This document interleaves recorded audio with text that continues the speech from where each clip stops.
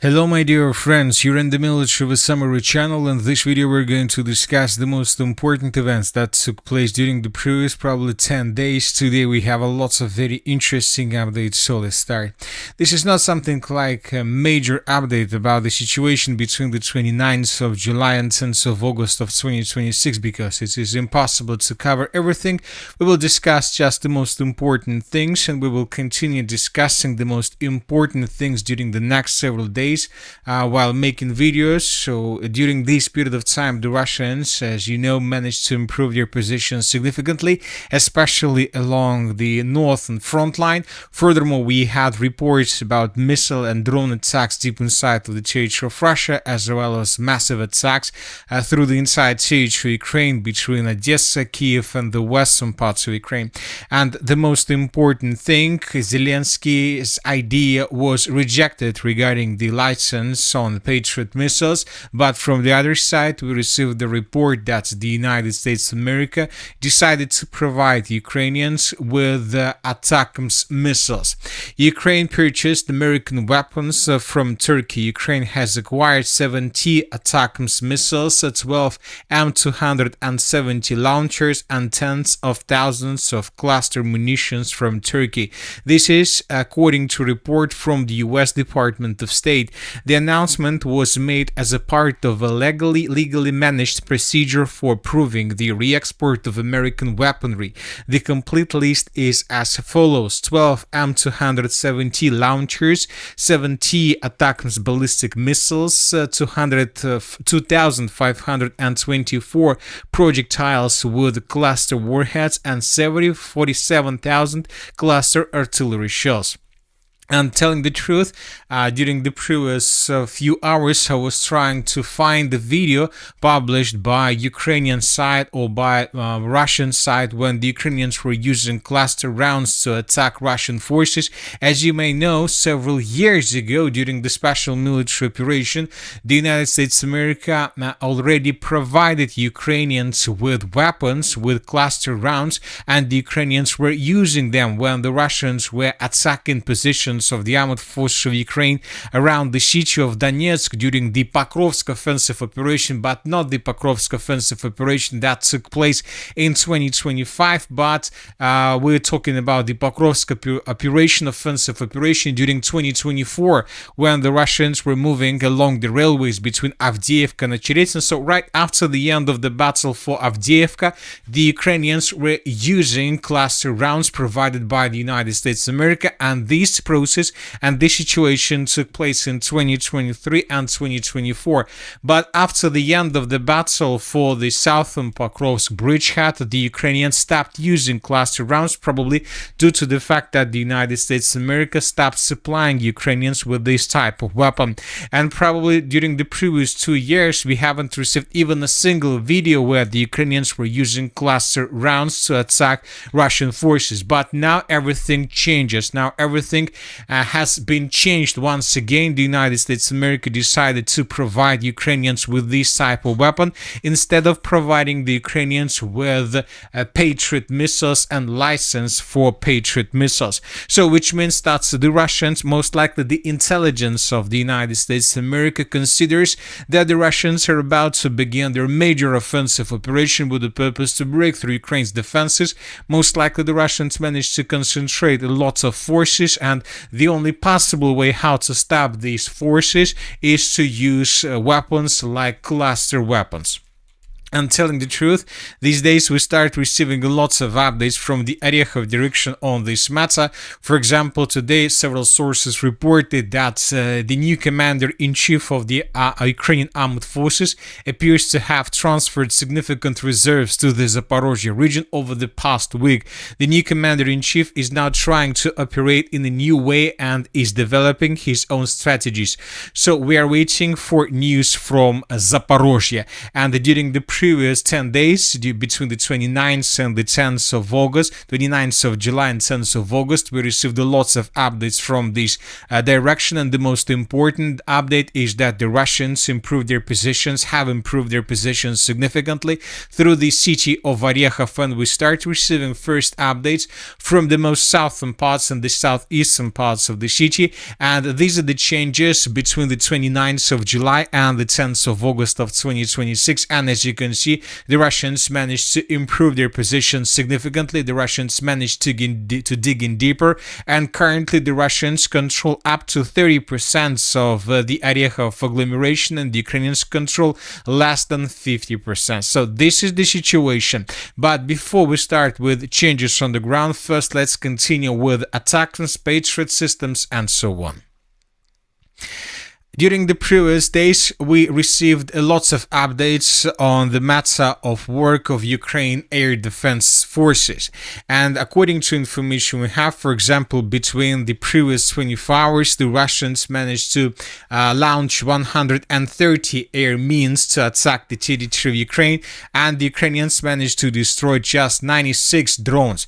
But the most important thing that during the previous 24 hours, the Russians didn't use Iskander missiles, but according to information we have, the Ukrainians haven't managed to bring down even a single missile launched by Russians, probably since the beginning or since the end of July of 2026. And when talking about August, the sources reported that just 29 missiles were intercepted. Russia fired 195 ballistic missiles at Ukraine in July, and the Russian armed forces launched 195 ballistic missiles at Ukraine in July, with only 29 intercepted, according to monitoring channels. And there were lots of strikes during this period of time. The Russians were attacking Kiev, the Russians were attacking the western parts of Ukraine, but probably one of the most interesting attacks took place in the Odessa region. This attack took place not between the 9th and 10th of August. This attack took place between 8th and 9th of August of 2026, and according to information we have, the Russians used lots of drones and missiles. According to available information, the Russians directed approximately 90 strikes and reconnaissance drones of types Gerania and different others, 11 ballistic missiles of the Onyx type, Iskander M, Banderol type, and many other types of weapons. The Russians were attacking the city of Odessa, and as you see, the Russians attacked the city of Odessa and the Odessa port infrastructure almost at the same time when we received the report that Ukraine purchased American weapons from Turkey. And the Odessa port infrastructure, the state of Romania and the Romanian port infrastructure are the only way, probably the only shortest way how the Ukrainians can get these weapons from Turkey. We're talking about ATACMS missiles and cluster rounds. So we believe that during the previous 24 hours, during the previous 48 hours, the Russians were attacking not just objects of logistics and objects of energy and infrastructure, as you can see right now in front of your screens. We believe that the Russians attacked warehouses, ammo depots, and everything related to this deal between Ukraine and the United States of America on the matter of cluster rounds and ATACMS missiles. So lots of objects were attacked and destroyed, and probably the Russians, as a result of reconnaissance operation, managed to discover the situation. The question I have is that why it seems that the United States of America provided Ukrainians with these missiles. Most likely Ukraine received this missile through the state of Odessa.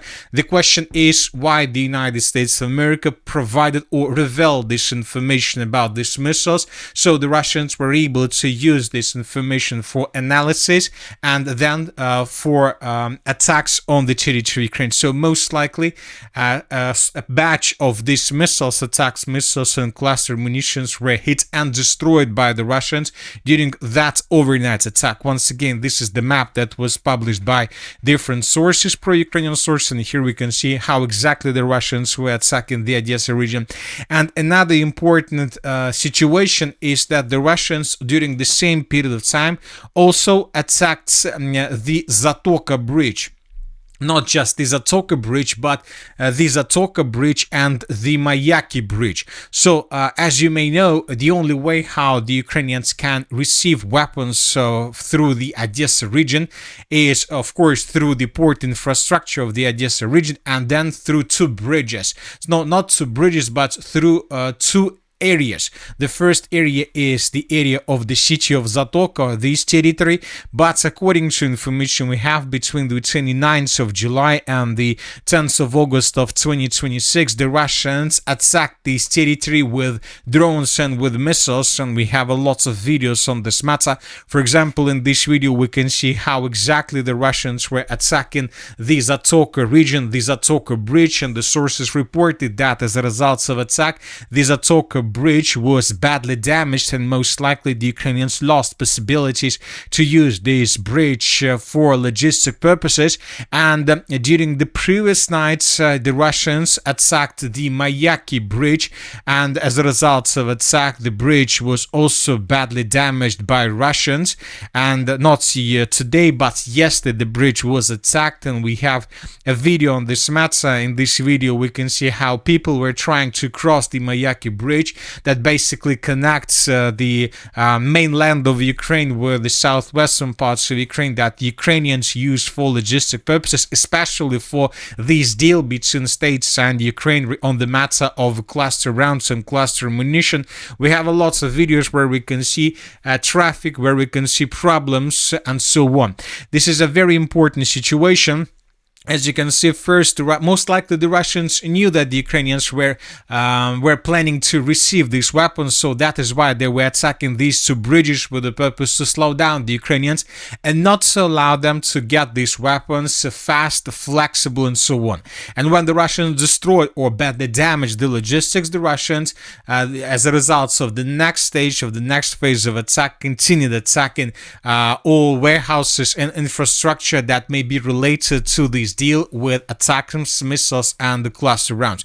So that was a very interesting attack carried out by Russians. As of the beginning of the 10th of August of 2026, the Russians haven't reported anything on the matter of results of this attack, whether the Russians managed to break the deal, or maybe the Russians just destroyed several warehouses. So as of now, we need more information on this matter.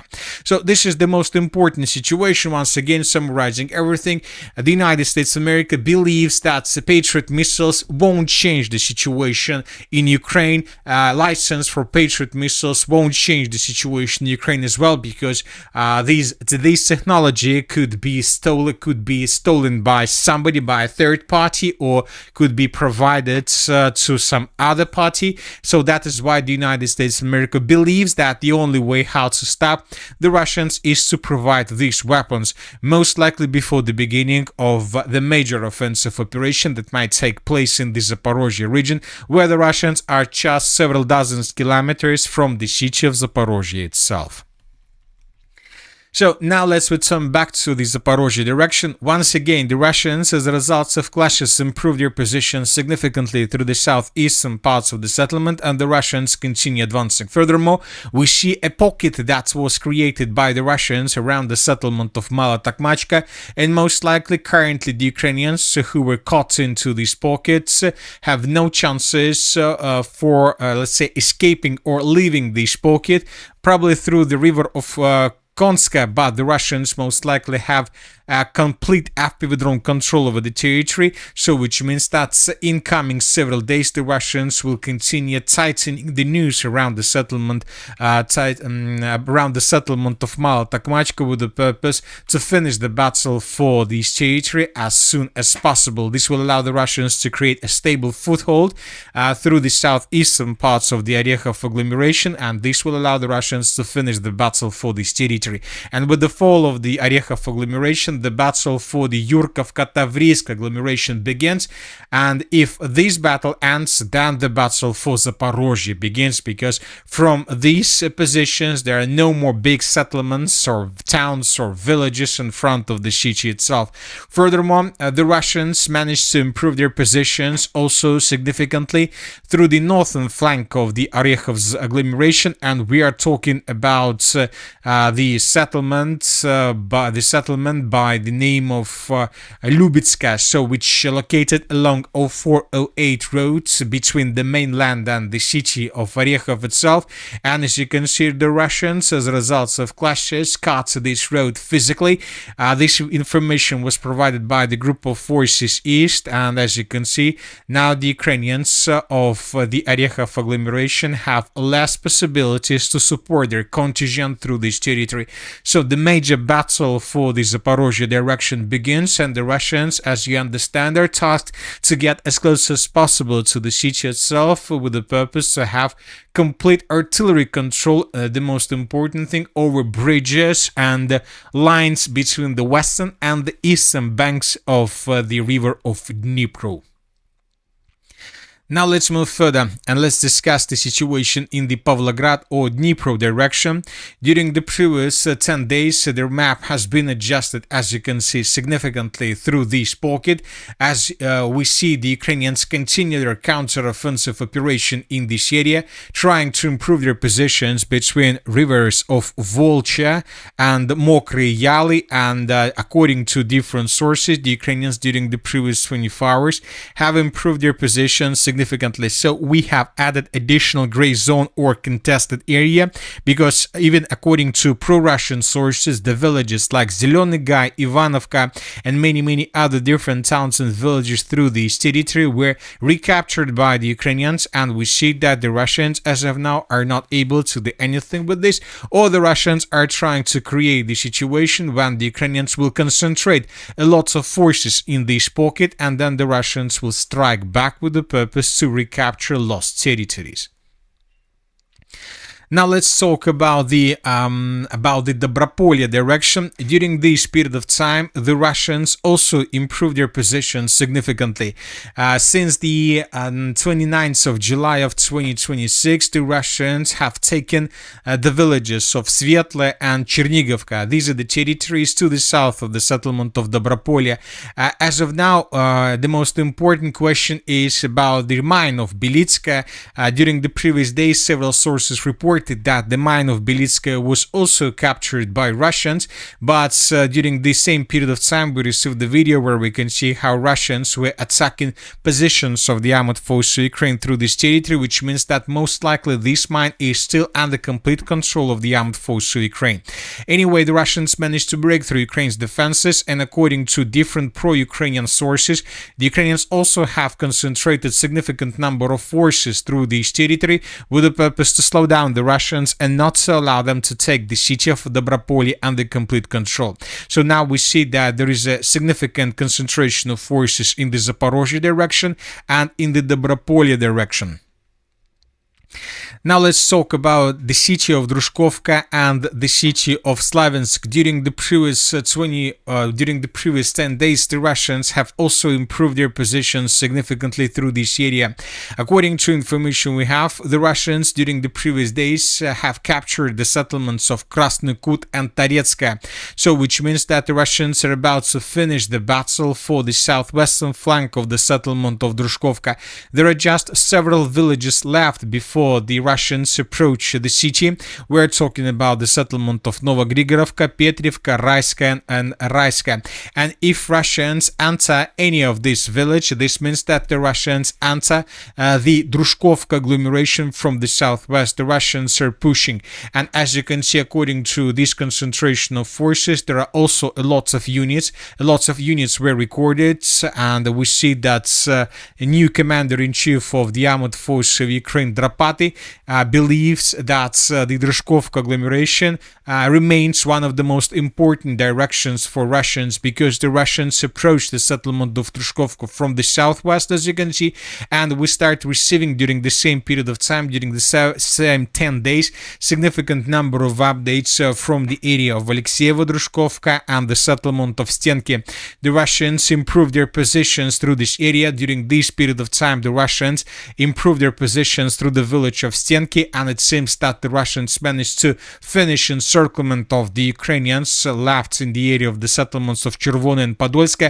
We're not talking about thousands of Ukrainians, we're talking about several hundreds, but we believe that during the next several days the Russians will finish the battle for this pocket as well. This will allow the Russians to maintain the lines, first of all to shorten the lines, and from these positions to continue advancing further along railways in the direction of the settlement of Kramatorsk. Furthermore, we start receiving reports that the Russians also entered the settlement of Izhevka, and maybe in coming days we will start receiving significant changes. As for the settlement of Alexeyevo, Druzhkivka and Osikova, during the previous 24 hours, several pro-Russian sources reported that the Russians entered this Alexeyevo, Druzhkivka agglomeration and dig in deeper. So the city of Konstantinovka is far behind the Russian backs. The Russians continue advancing and continue approaching the settlement of Druzhkivka both from the southwest and from the southeast. Now let's talk about the Lyman direction and about the Slavinsk direction. As you can see, during the previous 24 hours, as for the previous 10 days, the map hasn't been adjusted almost completely. We have small changes around the settlement of Alexandrovka, and we have a video confirming Russian control over the western parts of the settlement. In this video, we can see Russian troops securing trenches in the southwestern parts of the settlement, which means that indeed the Russians have strong control over the settlement, and the Russians continue advancing further towards the Nikolaevka stronghold. And I expected that during the previous 10 days the Russians would confirm control over the city of Lyman, but as you can see we haven't received anything, which means that the battle for Lyman continues. But another important video was published from this area, and we are talking about the territory to the north of the city of Lyman, about the forest, this one to the northwest of the settlement of Zelene Dolina. This video was published by pro-Ukrainian sources, and in this video we can see how Ukrainians were attacking this forest. You know that during the previous days we received lots of reports that Ukrainians began a counter-offensive operation in this area and that they managed to improve their position significantly. The Ukrainians with this counter-offensive operation are trying to slow down the Russians through the city of Lyman, but this video first of all reveals positions of Russians, edge positions of Russians, and that probably this is something like a current line of combat contact, which means that most likely the Russians managed to repel Ukraine's attack, and now the Russians control this line, which means that now the Russians are repelling Ukraine's attack in this area with the purpose to stabilize the situation and to finish the battle for the city of Lyman itself.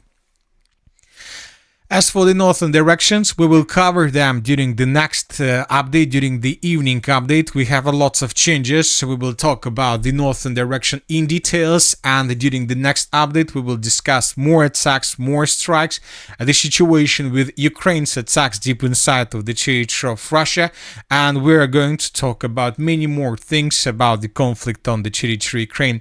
Thank you for waiting for me. The Military Summary channel remains to condemn any violence in the world. Thank you for your watching. Subscribe to my channel, put your likes, join my Patreon, and have a good day. Bye bye.